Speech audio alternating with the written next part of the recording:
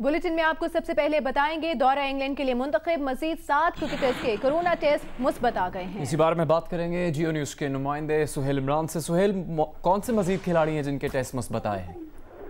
जी जुनैद, इस वक्त की सबसे अहम खबर यही बनती है कि पाकिस्तान क्रिकेट टीम के 7 क्रिकेटर्स के कोरोना वायरस जो टेस्ट गुज़श्ता रोज किए गए थे वो मुस्बत आ गए हैं, जिनमें ओपनर फखर जमान, इमरान खान फास्ट बॉलर, काशिफ भट्टी, Mohammad Hafeez, Mohammad Hasnain, wicket keeper batsman Mohammad Rizwan और फास्ट बॉलर वहाब रियाज। इन 7 क्रिकेटर्स के कोरोना वायरस टेस्ट जो किए गए थे वो मुस्बत हैं, जबकि टीम मैनेजमेंट जिनके 12 अरकान थे उनके कोविड-19 टेस्ट गुज़श्ता रोज हुए थे इस्लामाबाद में, पेशावर, लाहौर और कराची में। उनमें से मलंग अली जो मसाजिर हैं उनका कोविड-19 टेस्ट मुस्बत आया है। इन क्रिकेटर्स के मजबूरी तौर पर 35 के कोविड-19 टेस्ट हुए थे। इतवार के रोज 5 क्रिकेटर्स के कोविड-19 टेस्ट हुए थे और उनमें से 3 क्रिकेटर्स के हारिस राउफ, शादाब खान और हैदर अली के पहले ही कोविड-19 टेस्ट मुस्बत आ चुके हैं और बाकी जो खिलाड़ी हैं 18 वो खिलाड़ी रिपोर्ट करेंगे कल यहाँ पर लाहौर। ठीक है सुहेल, शुक्रिया। दौरा इंग्लैंड के लिए मुंतखब मजीद 7 क्रिकेटर्स के कोरोना वायरस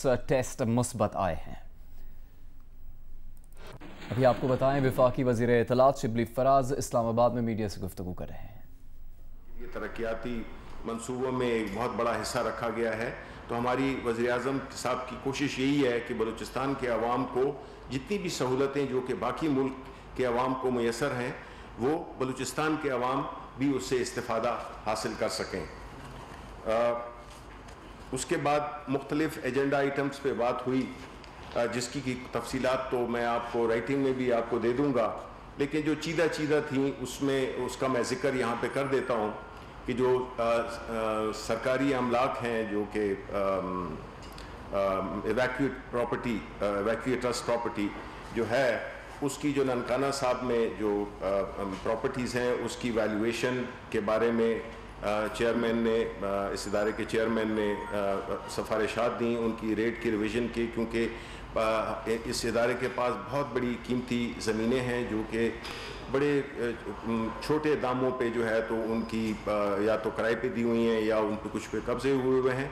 तो इसको मैक्सिमाइज़ करने के लिए इस इदारे के पैदावार को आमद को बढ़ाने के लिए जो है तो एक इंस्ट्रक्शंस दी प्राइम मिनिस्टर साहब ने, जिसमें कि पूरा जो रिकॉर्ड है उसको भी डिजिटाइज करना, उसका एक पूरा एक ऐसा तरीक़ाकार बनाना जिससे कि हम उन जायदादों को उन अमलाक को बेहतरीन और बेहतर उसके लिए इस्तेमाल कर सकें इसके जो इनकम के लिहाज से।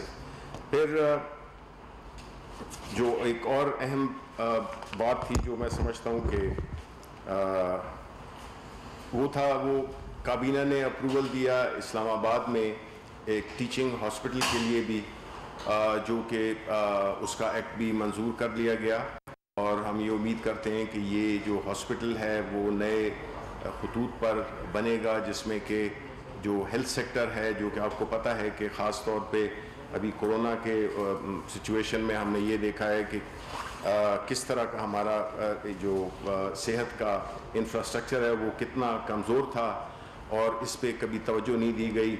और अब जो प्राइम मिनिस्टर साहब हैं उनकी पहली प्रायोरिटी यही है कि जो हेल्थ का निज़ाम है इसको हमने हर तरह से ठीक करना है। और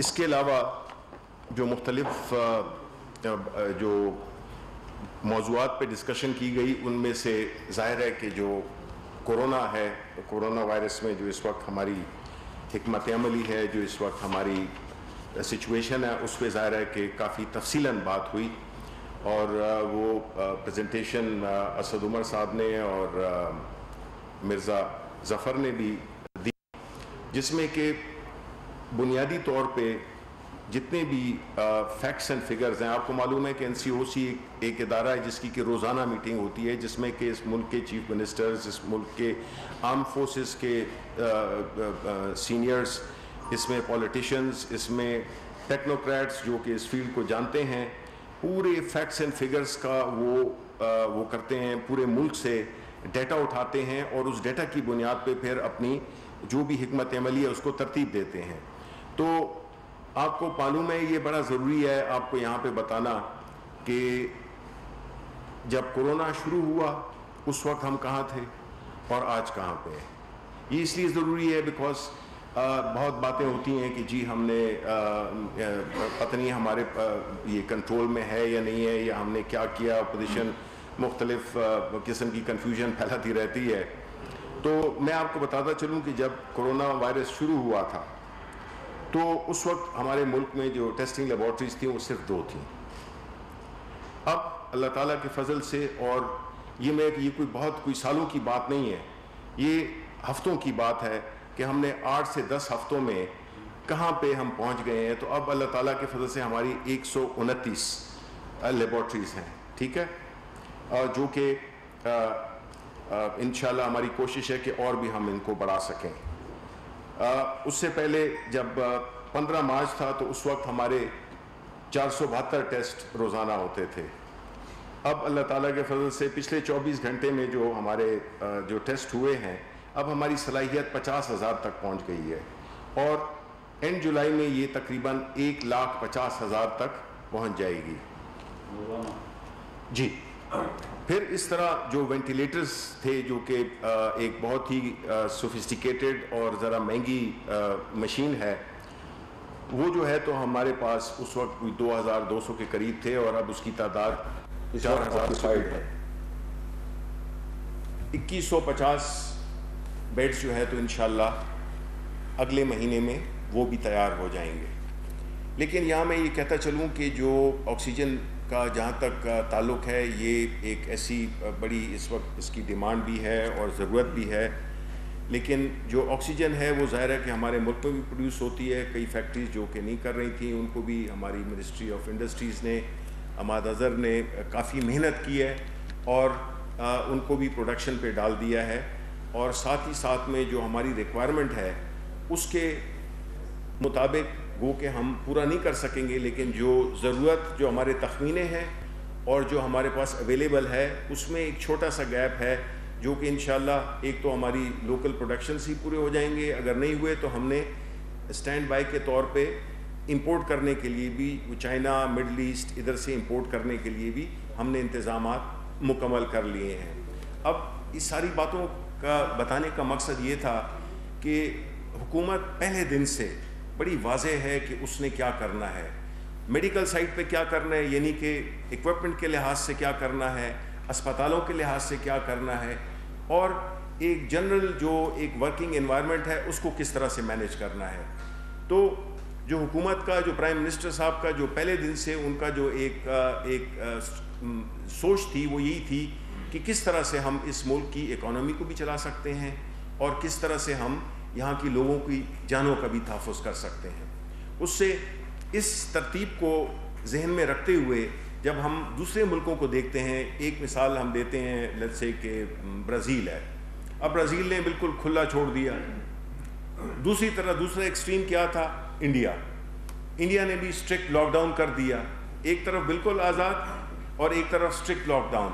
لیکن ہم نے یہ دیکھا کہ دونوں کو نقصان ہوا. انڈیا کو بھی بہت زیادہ نقصان ہوا. آپ ان کی اگر اکانومی کو دیکھیں, آپ ان کی ہلاکتوں کی تعداد دیکھیں, آپ ان کے جو پیشنٹس دیکھیں, ان کے ہاسپٹلس کو دیکھیں, تو اس سے اللہ تعالیٰ کا فضل ہے کہ ہم کافی بہتر ہے, اس لیے کہ ہم نے وہ درمیانی اسٹریٹجی اپنائی جس میں کہ نہ ہم بہت ایک طرف گئے نہ دوسری طرف گئے. اس میں یہ ایک بڑی ہم پاکستانیوں کا عام طور پہ یہ ایک طریقہ ہے کہ ہم اپنی کامیابیوں کو اسی طرح سیلیبریٹ نہیں کرتے ہیں. ہم اس طرح سے اس پہ فخر نہیں کرتے جو کہ ہمیں کرنا چاہیے تھا. کہ اگر آپ دیکھیں پورے دنیا کے معاملات کو, بڑی بڑی اکانومیز, بڑے بڑے, برازیل نے بالکل کھلا چھوڑ دیا. دوسری طرح دوسرا ایکسٹریم کیا تھا انڈیا. انڈیا نے بھی اسٹرکٹ لاک ڈاؤن کر دیا, ایک طرف بالکل آزاد اور ایک طرف اسٹرکٹ لاک ڈاؤن. لیکن ہم نے یہ دیکھا کہ دونوں کو نقصان ہوا. انڈیا کو بھی بہت زیادہ نقصان ہوا. آپ ان کی اگر اکانومی کو دیکھیں, آپ ان کی ہلاکتوں کی تعداد دیکھیں, آپ ان کے جو پیشنٹس دیکھیں, ان کے ہاسپٹلس کو دیکھیں, تو اس سے اللہ تعالیٰ کا فضل ہے کہ ہم کافی بہتر ہے. اس لیے کہ ہم نے وہ درمیانی اسٹریٹجی اپنائی جس میں کہ نہ ہم بہت ایک طرف گئے نہ دوسری طرف گئے. اس میں یہ ایک بڑی ہم پاکستانیوں کا عام طور پہ یہ ایک طریقہ ہے کہ ہم اپنی کامیابیوں کو اسی طرح سیلیبریٹ نہیں کرتے ہیں، ہم اس طرح سے اس پہ فخر نہیں کرتے جو کہ ہمیں کرنا چاہیے تھا. کہ اگر آپ دیکھیں پورے دنیا کے معاملات کو، بڑی بڑی اکانومیز، بڑے بڑے ہیلتھ انفراسٹرکچر، ان کی ریسورسز، اور دوسری طرف ہمارے جیسا ایک غریب ملک جو کہ قرضوں میں جکڑا ہوا، اس حالات میں آپ دیکھیں کہ کوئی نہ افراتفری ہوئی اللہ تعالیٰ کے فضل سے، نہ اس میں کوئی کھانے پینے کی اشیاء میں کہیں کمی بیشی ہوئی. مہنگی سستی علیحدہ بات ہے، لیکن کوئی ایسی سچویشن نہیں کریٹ ہوئی جس میں کہ ہم کہیں کہ کوئی ایک ایسی افراتفری مچ گئی ہے جس سے کہ کھانے پینے کی چیزیں یا کوئی اور چیزیں بھی، دوائیاں ہوں، کچھ بھی ہوں، اس پہ ہمیں کوئی بھی ایسا سچویشن کریٹ نہیں ہوئی جس سے کہ ہم کہہ سکیں کہ یہ جو حالات ہیں وہ ہمارے یا حکومت کے کنٹرول سے باہر ہیں. اس میں بہت زیادہ کریڈٹ جاتا ہے پاکستانیوں کو، اس میں بہت زیادہ کریڈٹ جاتا ہے ان ڈاکٹرز کا، ان پیرامیڈک سٹاف کا، وہ ان لوگوں کا، ان والنٹیئرز کا، جس میں ٹائیگر فورس کا بھی ذکر کرنا چاہوں گا کیونکہ انہوں نے بڑی جگہوں پہ بڑا فیسیلیٹیٹ کیا ہے ہمارے پورے اس کو. اور پھر دیکھیں اس سخت حالات میں جو ہمارا احساس پروگرام تھا، اس نے جو کیش کے ذریعے جو لوگوں تک جو پہنچے، جو تعداد 1 کروڑ 1.5 کروڑ لوگوں کے قریب، اور اسی طرح کوئی 150 ارب روپے سے زیادہ، ایگزیکٹ فگر ہے کوئی 143 144 کے اماؤنٹ پہنچائے، اور وہ ان لوگوں تک پہنچائے جن کے پاس کوئی ذریعہ آمدن نہیں تھا. اور جس شفافیت سے کہ اس پہ ہمارے جو اپوزیشن کے دوست ہیں وہ بھی اعتراض نہیں کر سکے.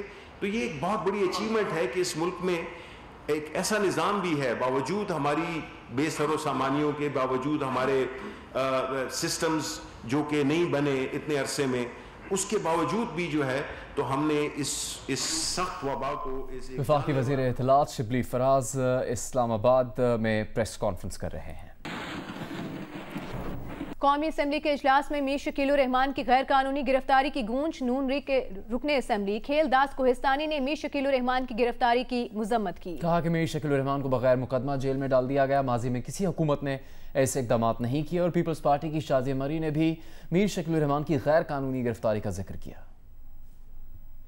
برباد گلستان کرنے کو صرف ایک ہی الو کافی تھا. ہر شاخ پہ الو بیٹھا ہے، انجام گلستان کیا ہوگا. پاکستان میں جو اظہار آزادی ہے اس وقت، جو اس پہ قدغن ہے، جو انسانی حقوق کی پامالی ہو رہی ہے، اگر میری آواز پاکستان کی میڈیا نہیں دکھائے گا تو میں جو یہاں عوام کی نمائندگی کر رہا ہوں تو میری عوام کو کیسے پتہ لگے گا؟ جب عمران خان کنٹینر پہ ہوتے تھے، اگر اس طرح جو ماضی کی حکومت پہ جس طرح بات کی وہ میڈیا منو من دکھاتا تھا. نواز شریف نے کبھی بھی کسی میڈیا ہاؤس کو بند نہیں کیا، مگر آج افسوس سے کہنا پڑتا ہے آج پاکستان کا سب سے بڑا میڈیا گروپ جنگ اور جیو، اس کے مالک کو 104 دنوں سے قید کیا ہوا ہے. اور یہ اس کنٹینر پہ عمران خان صاحب کہتے تھے کہ میں میر شکیل الرحمان کو قید کروں گا، گرفتار کروں گا، تو اس نے کیا. مگر میڈیا نے کیا قصور کیا تھا؟ اس کا قصور یہ تھا کہ اس نے حامد میر کو چینل سے نہیں نکالا، اس نے سلیم صافی کو نہیں نکالا، اس نے انصار عباسی کو نہیں نکالا، اس نے ارشد وحید چودھری کو نہیں نکالا، اس نے چیمہ کو نہیں نکالا. اور آپ جو کہتے تھے کانوں میں ان کے، وہ چھاپا نہیں، وہ چلایا نہیں. شاہ زیب کو نکال دو. آج پاکستان کے بڑے صحافی، تو میں بتاؤ یہ بات کرنے کا میرا کیا جواز ہے؟ میرا آواز کون چھاپے گا؟ کیا یہ ایوان کہ یہ بڑے ایوان یہ میری بات سن سکیں گے؟ میر شکیل الرحمان صاحب، وہ ان کا تعلق میڈیا سے ہے، ان کے ساتھ بھی زیادتی ہو رہی ہے. ان کی ساتھ ہونے والی زیادتی کا بھی میں یہاں ذکر کرنا ضروری سمجھتی ہوں. وفاقی کابینہ کے اجلاس میں فواد چودھری کے انٹرویو کی بازگشت. ذرائع کے مطابق اسد عمر اور شاہ محمود نے کابینہ اجلاس میں اس پر بھرپور احتجاج کیا ہے. وزیر اعظم نے ہدایت کی کہ اس کو بڑا مسئلہ نہ بنائے. ذرائع کا کہنا ہے کہ فیصل وابڈا بھی اسد عمر اور شاہ محمود قریشی پر برس پڑے. کہا کہ آپ دونوں تو وزیر اعظم بننا چاہتے ہیں، اس میں کیا شک ہے؟ آپ کی لڑائی سے حکومت کا نقصان ہوا. ذرائع کے مطابق فواد چودھری نے کہا کہ پہلے پورا انٹرویو سن لیں. سہیل وڑائچ نے ان سے اپنے تجزیے کے لیے کہا تھا. انہوں نے کہا کہ ان کا تجزیہ ہے ان تینوں کی لڑائی نے پی ٹی آئی میں سیاسی عناصر کو نقصان پہنچایا.